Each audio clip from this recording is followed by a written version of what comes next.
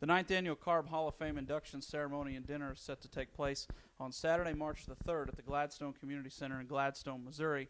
Mike Kraft has been talking with several of the nominees thus far. Along the way, we decided to pick up the southern end of the induction class this year, and we're sitting in Dale Roper's shop where both he and his son race out of. Dale, thanks for letting us come out today. I'm glad to have you here.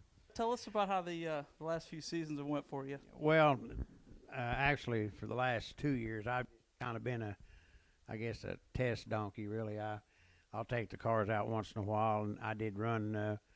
I ran a couple of races last year, a couple in the late model. I ran a modified one time for a fellow, and he wanted to just test his car to see what it was, and I ran it one night. So, but mostly I'm a cheap consultant.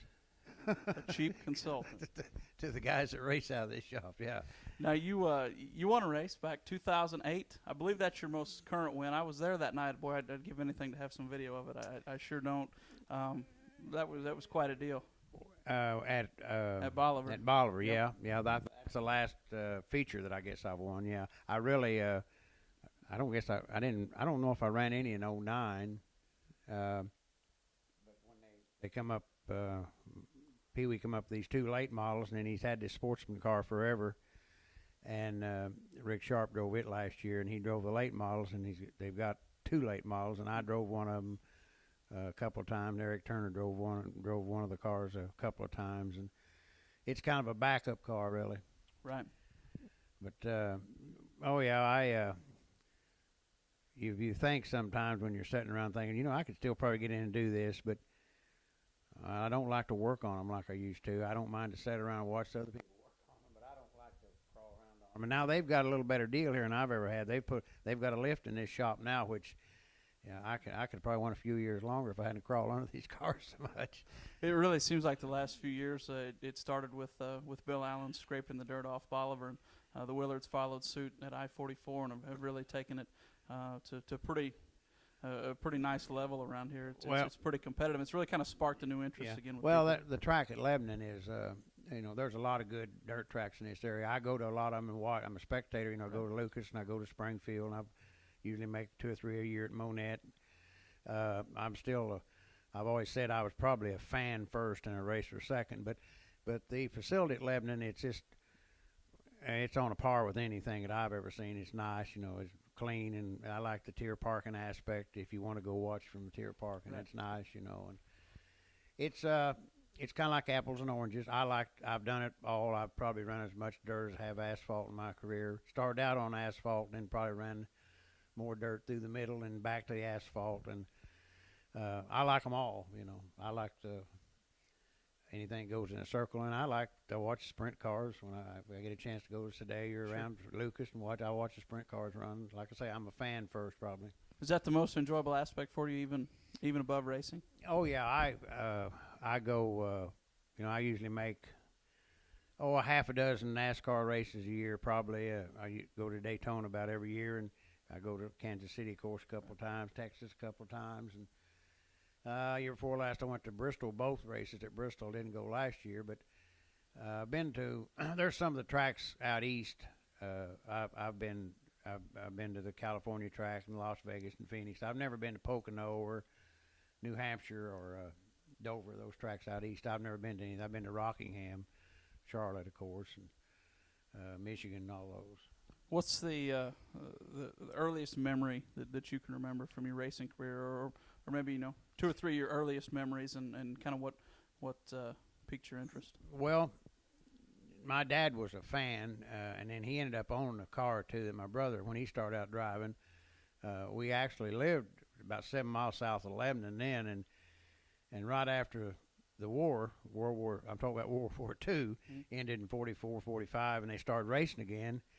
At the fairgrounds in Springfield, and we would come up here on Friday night. They ran midgets on Friday night, and then ended up in 1948. We moved to the Springfield area, and actually where we moved to was only about 2 miles north of the fairgrounds. So Dean and I could walk to the racetrack when we was teenagers, and if my folks couldn't go. And I've just always been a fan. I've had the opportunity that a lot of people that'll be at this banquet never had the opportunity. I got to watch when I was like 12, 13, 14 years old, all those big stars that come out of Kansas City and come to Springfield and raced. I mean, some of the big ones, you know, George Benning, Ben Harleman, Eddie McVeigh, and those guys. I got to watch them every Friday night, you know. One of the things that for the purpose of this Hall of Fame you're going in for is a lot to do with your accomplishments at I-70 Speedway. Take us back to that point in your life and what piqued your interest. Unfortunately, as I begrudgingly have to say, I never had the chance to make it there. When I was there, it wasn't racing, but everybody talks about it as really a unique, one-of-a-kind place. And it seems like even when we travel away, people still talk about, well, how's I-70? Is it still there? Well, yeah, it's there. It's not really doing a whole lot. Well, that track, I watched it. I watched it the first year it opened. My brother went up there and raced, and I ran there off and on, special events in a late model, and then when they started running modifieds, I ran it when the modified when they had dirt on it. That would have been in '86, '7, '8, long in there, and then I ran the first race on that track after they took the dirt off and went back to pavement in a modified. Then I was running around Bolivar and Lebanon mostly on the pavement, some dirt. Well, and I started driving. I was going to retire in '97. I started driving for Donnie McCarthy in '98, and I ran 5 years for him. And in '99, the '99 season, 2000 and 2001, we ran every race at I-70 they ran it for the modifieds. And I had the best equipment that I'd had in my whole career. You know, the best equipment. I had as good equipment as anybody, better than a lot, and we was competitive there. Won some races, won a couple of the major 100-lap races for modifieds.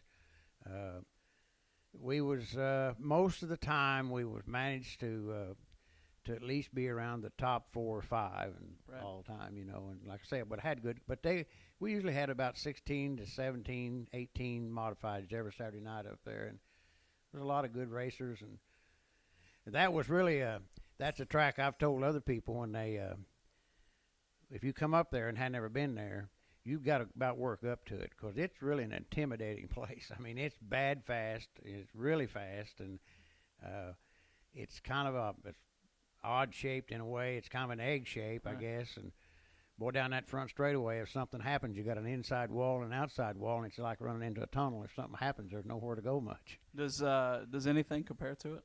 No. You hear people that's never seen it, or people that watch NASCAR races. The closest thing that I've ever seen to it is Bristol, and it's actually a little bigger than Bristol. I think Bristol's a pure half oval. That track has a kind of a dog leg out in the backstretch, which makes it about, I don't know, 300 or 400 feet over half a mile.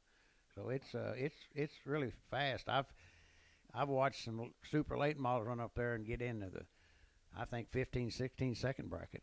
They talked about the truck races there and the other big series that ran there. Were you there for any of those? Oh yeah, I got to watch some of them. One little story about that track. This could be a trivia question for somebody sometime. Kenny Schrader was having an ARCA race there, and Kenny Schrader had a car entered, but he had a cup race or something. He couldn't make qualifying. The guy that was his crew chief then, Kenny told him to get one of the top late model drivers to qualify the car. He would still have to start tailback, but somebody had to qualify it. So Tony, my nephew, was running a modified up there then, and Tony begged and pleaded with this crew chief. He knew him. And he called Kenny, and he said, Tony wants to qualify this car. And, of course, Tony knew Kenny, and he knew Dean well. And he said, well, all right, but you tell him to really be careful. Well, Tony qualified the car on the pole. Mm-hmm.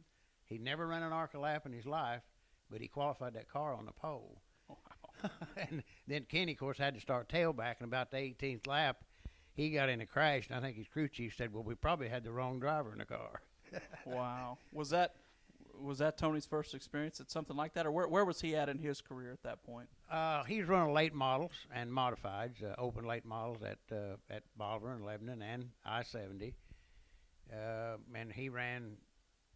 Then that was before he started running ASA. That was before he started running the ASA cars. But he's running a modified, and sometimes at I-70, he'd run both cars. I know one night they come back on Sunday and they had to stub them both. After that, you could have to stub a car from I-70 real easy if you wasn't careful. Well, that makes for a pretty crappy Sunday, doesn't it? Yeah. Any other tracks? I'm assuming you probably raced at Lakeside up around there. I raced at the old Lakeside track and the one that's there now too. Run the old Lakeside track. It was dirt, and that's where the dog track is now, I think. Right. And then I run at the one that they operate now when it was pavement. I've never ran on that after they put dirt on it. Right. But I ran there, I don't know, half a dozen times probably. Looking back on your career, what would you consider to be your biggest win? Can you point to any single one race? No, not really. I guess to figure that I was late, I guess really late in my career, in 2002, I won. I think we had 18. The only place I ran was Lebanon that year. That's the last year that I ran full time, and that's the last year I drove for Donnie. And I think they had 18 shows, and I won 9 of them, 9 features, which I thought that's pretty good. The only other time better than that, I had a year in '91, I think, when I was running both Bolivar and Lebanon, and I won 16 features. I won 8 at each track. That was the best. I won the last 100 lapper, I think. It's certainly one of the last 100 lappers for modifieds they run at I-70. I won, I think, one of the last ones they had. And I've got there's a red and white trophy over there on the wall. Among other goodies. Yeah.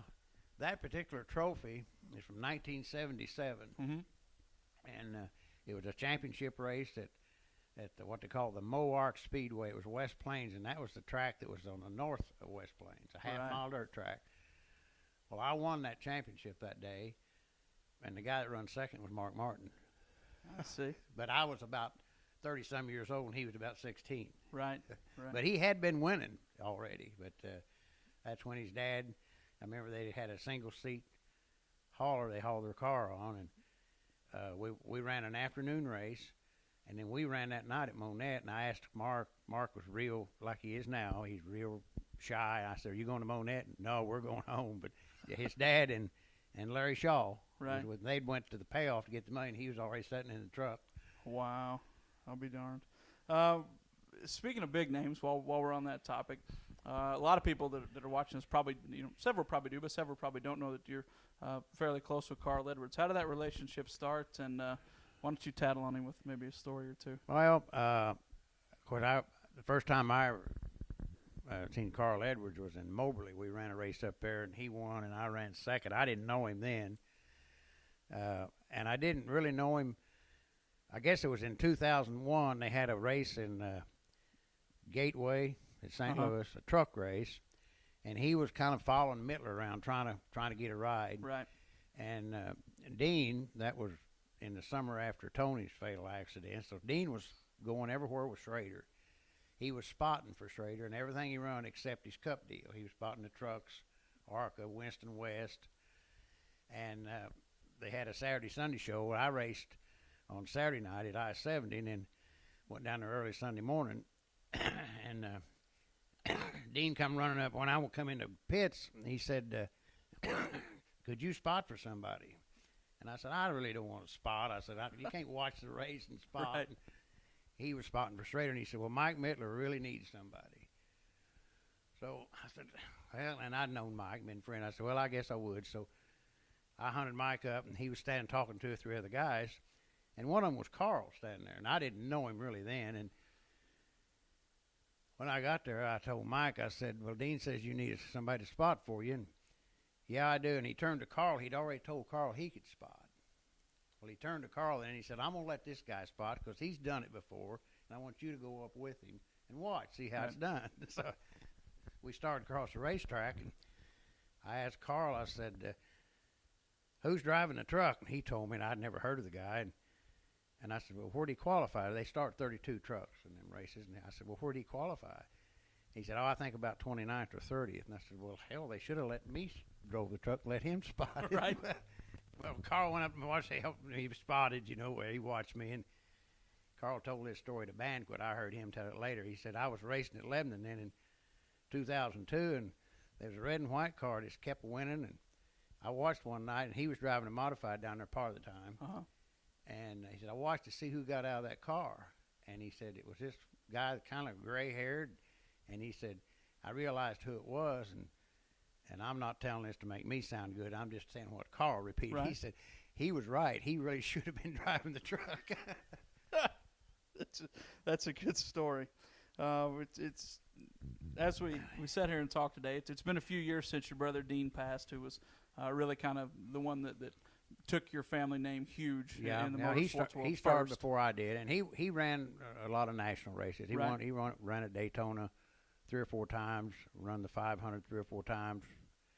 First time he ran it, he finished 13th. When you think about his legacy, what are some of the first things you think about? Well, he was at Springfield, Illinois, on the mile, and DuQuoin on the mile. I've never seen anybody that was any better than he was there in a stock car.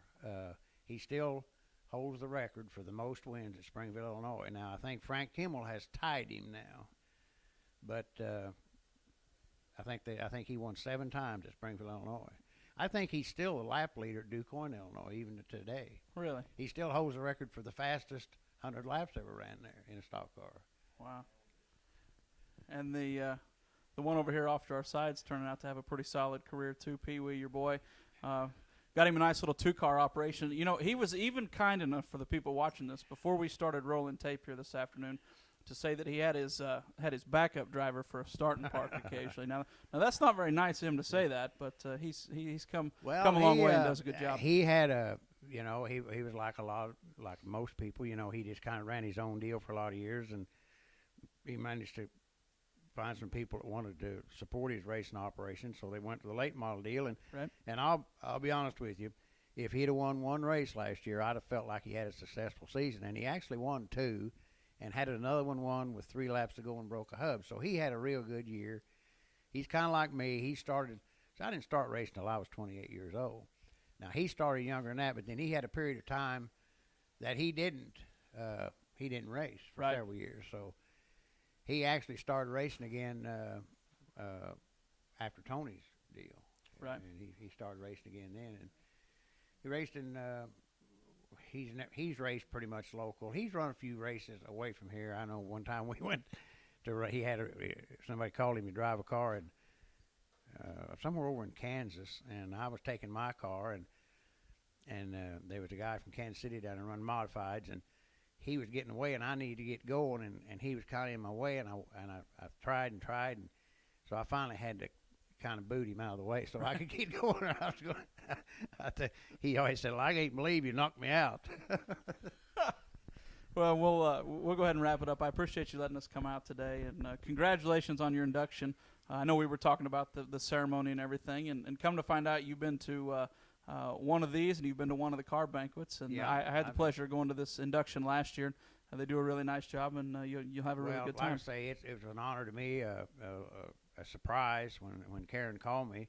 I raced in the Kansas City area some, did a lot there for 3 years, and I guess I'm kind of like Dean said. He probably had more fans in Springfield, Illinois than he had in Springfield, Missouri. I've probably got as many or more in I-70 as I've got down here, you know. Understand. Yeah. Understand. It's the 9th Annual CARB Hall of Fame induction ceremony dinner. It's a really nice event, March 3rd at the Gladstone Community Center in Gladstone, Missouri. Find out more information at CARB.com. Tickets are just $10 for this event. You don't want to miss it. And all the other inductees that will be there as well. They'll all get a chance to speak, and I'm sure you can ask this guy here to my left a few questions as well. That's Dale Roper going into the KC CARB Hall of Fame for the 9th Annual induction.